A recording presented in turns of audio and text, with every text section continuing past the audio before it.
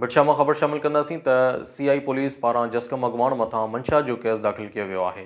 इन हवाले सां लाइन ते मौजूद आहे बिटशा मां रिपोर्टर रजब अली बोज़दार।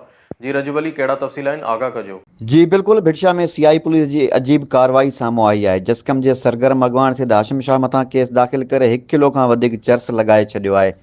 सीआई पुलिस भिटशा जी लतीफ़ कॉलोनी में जस्कम अॻवान सिद हाशिम शाह जे घर ते चढ़ाई कई ऐं गैर मौजूदगी में एक मेहमान खे गिरफ़्तार करे खणी वई। रात देर सां काज़ियाम जे मेहमान ऐं जस्कम अॻवान सिद हाशिम शाह समेत 3 ॼणनि ते चर्स ॾेखारे भिटशा थाणे ते केस दाख़िल कयो वियो आहे।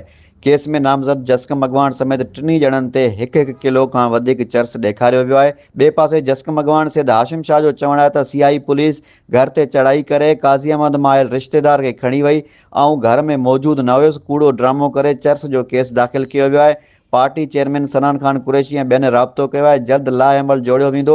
असांजा हौसला बुलंद आहिनि। हिन जो वधीक चवणु आहे त सीआई अमलदारनि ख़िलाफ़ अदालत में पटिशन दाख़िल कंदासीं। वाज़े रहे त अव्हांखे इहो ॿुधाईंदो हलां त केस में ख़ालिद शाह के गिरफ़्तार, जॾहिं त जस्कम अॻवान सिद हाशिम शाह ऐं सिद मुर्तज़ा शाह खे फ़रार ॾेखारियो वियो आहे। जी वरी महिरबानी रजब अली, तफ़सील खां आगाह करण जी। हर ख़बर बर वक्त ख़बर ॾिसंदा रहो न्यूज़ लाइन 1।